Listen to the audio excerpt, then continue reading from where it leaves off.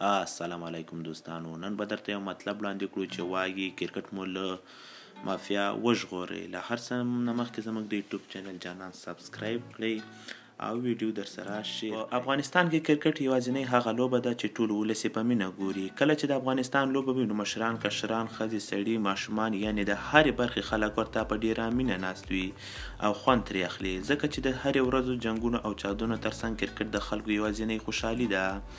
په هر اداره کې چې بدلون راځي دا د یو پرمختګ لپاره راځي او په افغانستان کې زیات شمېر ادارې داسې دي چې هلته مافیا حاکمه ده. په همدې ادارو کې یو د کرکټ بورډ اداره هم وه چې ځینو خلکو ترې مافیا جوړه کړې وه، او که څه هم د افغانستان ملي لوبډلې ډېرې بریاوې راوړي، خو وخت نا وخت په داسې پیښې هم کېدلې چې ټول ولس به یې خفه کوو او ولس ته به تل بدلون غوښتنه کوله، خو چا یې غږ نه اورېده. که څه هم له ډېر وخت راهیسې د لوبډل مشر بدلېدو غوښتنې کېدې، خو د کرکټ بورډ د سرچینو تر مخه له څو میاشتو راهیسې د لوبډل مشر په بدلېدو خبرې او مشورې کېدې، تر څو په لوبډله کې ځینې تغیرات او بدلون راشي، تر څو یو خوا د ولس غوښتنه پوره شي او بل خوا د کرکټ پرمختګونه چټک شي، چې اخر هم په ملي لوبډله کې بدلون راغی. د نړیوال جام څخه 2 میاشتې مخکې په کرکټ کې پلیر یا پاور ډیر خطرناک دی، او کله چې هم په کوم هیواد کې پلیر پاور غلط استعمال شوی دی نو هغې ډیرې بدې پایلې درلودلې دي. په دې باندې د کرکټ نړیوالې شورا هم ډیر سخت چلن کوي او نه غواړي چې لوبغاړي دي د کرکټ په مدیریت کې لاسوهنه وکړي. کله چې کرکټ ته ملګرتیا او خپلوي او واسطه راغله نو بیا له کرکټ څخه باید لاس ومینځل شي. افغانستان په داسې حالات کې کرکټ کاوه چې ځینو خلکو بیخي داسې ګاڼه چې دا د دوی شخصي بورډ دی او هر څه چې یې په زړه وي باید هماغه ترسره کړي. خو نوي چیرمن عزیز الله فضلي له راتګ سره سم چې د ارګ له پوره واک سره کرکټ بورډ ته راغی او لومړی هدف یې هم دا و چې کرکټ بورډ کې به ژور تغییرات راولي.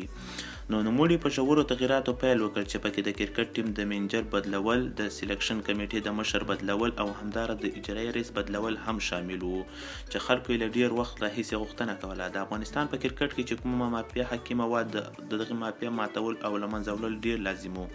باید چې نوو ځوانانو ته چانس برابر شي، ځکه په افغانستان کې نوی ټیلنټ بیخي ډېر دی. خو ځینو لوبغاړو او کسانو نه غوښتل چې د افغانستان ملي لوبډلې ته دې نوي ځوانان راشي او د افغانستان نوم دې روښانه کړي، چې د دې په سر کې شفیق ستانکزی او اصغر افغان ول.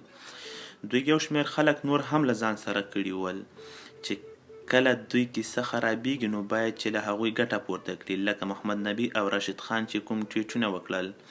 موږ ته پکار ده چې د بدلون ملاتړ وکړو، ځکه په کرکټ بورډ او ملي لوبډلې کې ډیر بدلون او تغییراتو ته اړتیا ده او باید چې ډیرو نورو ځوانانو ته چانسونه ورکړل شي، خو هغه ځوانانو ته چې د وړتیا پر اساس راشي، نه په دې اساس چې د اصغر افغان او یا نور خپلوان وي او هغوی دې په لوبډله کې لوبیږي، او کوم څوک چې وړتیا لري هغوی ډیر بهر ناست دي.